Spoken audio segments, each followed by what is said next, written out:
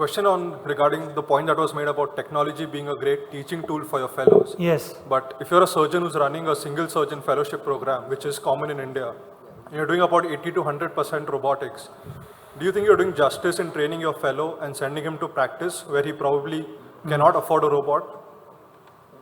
Yeah, that's a good point that we sort of covered before. If you've got a fellow and they're just learning robots, they're going to go out to the community, they won't have the robot. Are they getting the right sort of education? I think he would still learn the 80% of the surgery, which is not the alignment or the tool that you're using, exposure. There's so much to the surgery that you need to learn. And you are constantly getting an idea about where your cuts are going to be. So I'm sure you're learning about putting the mechanical jigs where it needs to be put. And in the days when we did not have, say, robo, how did all of us learn the mechanical jigs? You have saw bones, you have maybe cadaver opportunity. It's not all that complicated just to learn those tools. So I don't think you're still learning majority of the surgery, even if it's the same. It's only just those cutting tools which you are going to use differently, and it should not be difficult to learn otherwise. I think it is fair. I think the major focus of any fellowship should be maximum exposure to everything possible, so that there is enough amount of knowledge that is acquired by a fellow. How much can he practically use it in his day-to-day activities later is decided by multiple factors. Okay, thank you. Microphone 2. To Dr. Maniar and David. So most PROMs are taken by physiotherapists or residents, and most are telephonic. And sometimes the attendants answer, the patients don't answer. And there is a MCID which is not achievable.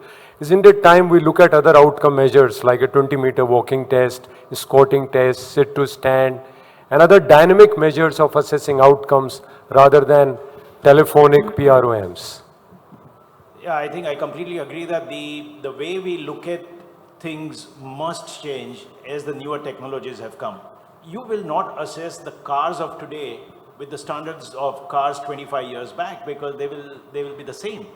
You won't think that the cars today have improved if the standards were old. So I think the standards with the newer technology does need to improve. And as I mentioned, that the ceiling effect with most of the PROMs is very high. And then to identify those at the higher level, it's very difficult. And I think there is an absolute need to have the better outcome measures, particularly in our population where the requirements are completely different to the Western world. Yeah. Also, I think I agree with you. And therefore, with my practice, all the PROMs, no physiotherapist, it is collected by whatever is reported by the patient directly fills up. Or whatever is the surgeon assessment, we do it. I think sensor-based outcome measures are being looked into. I think Stefano Bini is one of the frontline guys who's developing these devices, which are very small, affordable, can be worn on the knee. I think once these are available, I think a lot of us should use them and to see how PROMs differ from sensor-based. Sensor in the poly or worn on the knee? Outside. It's outside, yeah. Yes, yeah. So I think, this is where a role of AI would be there.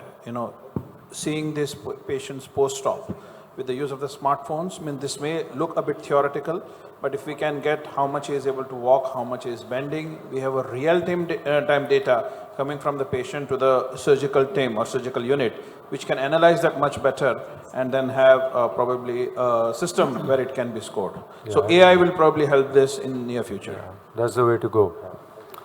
Yes, another question. The general understanding is that with the one company robot, you can do that specific implants only. Yes. My feeling is, and in my experience, you have to make a distal femoral cut, proximal tibial cut, and AP cut. And with that, you can probably use with some amount of tweaking any implant that you wish to use successfully. With a little experience, what's your say on that? Can you use them off-label? You could do that with navigation systems. Can you tweak the robot? Yeah, I think some surgeons are actually doing it off-label, and it is definitely doable, but probably not ideal. Yes, I think so. It is doable, and It's doable and you can do absolutely accurately. It is a question of how much of the overall use you are doing. You're not using it 100%, but you're using that 70-80%, which is critical. Just to get the end With of bone experience, cuts you and can the do that. rotation. Like for Yeah, example, but for I the do the same thing with manual jigs. I'll have a new system I need to use, and I don't like their tibial cutting jig, so I'll use my old tibial cutting jig to get the. So it's the same concept, right? You can use these tools to get you started, and then you can. like for the debut implant, I had to, all that I needed to know was the combined implant thickness of for the PFC implant, which was 17 Yeah. instead of 18. And Bill, you showed it in your storage room there. Yeah. But Ortholine is an example of an open platform system, Yeah. right? Distal femoral cut, proximal tibial cut. They've got a gap balancer now, and they Yeah. can use whatever system you want. Yeah. Okay, there's another question on microphone 3. Sorry to Yes. cut you off. Apologies in advance, my question is little controversial. that's Sir, good. I want to know how ethical it is to offer robotic surgery in marginally affording patient. Yeah, Because still in India, there is a major group of patient who relies on doctors to decide rather than they take a call whether they should go for a robotic or conventional. so you mean the patients have extra costs they have to pay? and that Exactly, may be sir. So you're sort Somebody of who's selling well them affording, something that they might not somebody need. who's well affording, that's okay, but someone who's marginally affording, I mean, how ethical we are in offering that surgery to them. So, I'll take that. Yes, thank you. Yeah. So, see, the ethics and your safety both come hand in hand. It's a mutually inclusive or exclusive, whatever you say. So, these patients whom you call marginally, affording, they have their cell phones and they have internet. They come well informed. So, if you don't give them an information which you have, day after tomorrow, if there is any problem, they can always come and say, you could have done this, I never stopped you from doing. So ethics will definitely, it's not about ethics that you are asking for more money, it's more about giving them information as it is and let them decide. And the people whom we have always thought very marginal and we are not able, they won't be able to afford things, you'll be surprised, trust me, how they go out of the way to make sure that what they feel and they perceive is better, although we are not selling it. But we are more selling- importantly, the evidence Yes. shows it makes no difference. Yes. So that, Yeah. just tell them that and it'll be Yeah, fine. it's absolutely. So it's not about ethics, it's about giving them information. Sir, but when they tell us to decide, when they totally rely on a surgeon to decide, it's like a doctor, whatever you feel is right, please do it, whether go for conventional or robotic. No, so you. Then you do what you feel is right. Okay, There's no perfectly all ethics right. there. Okay, thank you, sir. Yeah, so I have a question to Suhas, and this is something which we didn't cover in the whole day, and there was not enough time. It's about the inserts we are talking about. So right from the CR insert to we talk about the, the medial congruent, medial pivot, anterior stabilized, the deep dish design. So what is your take? How do we decide what kind of insert to use, and do we always need to maintain the PCL when you're using such inserts, or you can easily sacrifice it?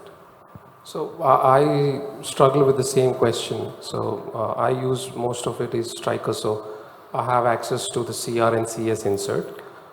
With the aid of technology, even before I do any cuts, I can actually see how the knee is pivoting. Is it medial? Is it a dual pivot? Is it a lateral pivot? So the whole procedure, my intention is to recreate it. So I tend to preserve my PCL as much as I can. But having said that, there has been a shift towards the medial pivot insert. If I use a medial pivot insert, I would do it without the PCL because I don't want that conflict to happen. I've seen it enough in most of the patients where the PCL doesn't behave the way it should. So if I'm using a medial pivot insert, I would let the insert do the job of rollback. And if I'm doing a PCL retaining knee, I would do it with a CR insert. And what about the deep dish or the anterior stabilized inserts? So the deep dish, again, I think I use them a lot in manual surgery, but I'm not in favor of them anymore because of the tightness in flexion and the anterior offset really goes up in that particular design. So I'm not using deep dish anymore. So it depends, Parag, on a bit of a philosophy, you know, of the insert, what you believe. Medial pivot and medial stabilized knee, you know, it's probably little different terms, but medial pivot knees, you know, where you have very little excursion medially because of the ball and socket design of the implant, and laterally it allows the excursion, probably matches the normal kinematics, closest to the normal kinematics of the natural knee, which not the CR, not the PS knee. So probably most of the companies, they do not have right now the medially stabilized or medial pivot knees, but they are coming. Because I'm sure in Australia, you know, Attune, they have a medial stabilized knee, which we don't have it here. So over a period of time, most of the companies will have this kind of medial pivot concept in their insert. Any thoughts on this, Bill and Amar? You can conclude on my question. Any way forward? I use a medial pivot knee, but it's not the same as having a medial pivot insert for a conventional knee. I think, you know, the medial pivot concept with a spherical medial condyle and a spherical medial tibial plateau is quite different to just having medial constraint. What do you do with the PCL when you use the Cut medial it. pivot? Cut it. Cut it, or you'll get kinematic conflict, you'll get stiffness. Yeah, I think the Constrain future, bearing, cut it. the PCL needs to be cut no matter what you do. PS, CR, CS, right? Cut it and put in whatever liner you want, but you got to cut it. PCL's done. Parag, can I, you know, like we had with the rotating platform or the mobile bearing knees, each mobile bearing is different. Same thing, this medial pivot, they are all different with each company because as you said, the femur is, you need a femur which is ball and a socket, and if it is not so, I think you need to wait for the result of each of the design because they are all variations. You should not transport one result to the other. Microphone 2. Last question. Yeah, So- last question. My question is to panel that robot versus conventional infection rate in your practice. Yeah, there's a difference in the infection rate. Some of the registries have sometimes shown a bit of a signal. I don't think, because I've not done for the last 5,000, 6,000 knees any manual surgeries, but I don't think there is any difference. It is extremely low. I don't think, in fact, I do think that once you have the robotic platform, you cut down on actual overall time because you don't need to really look at your alignment things again and again and some of the steps actually go down. So our infection control department at the hospital looked at this. We're about a third robotic now, hips and knees.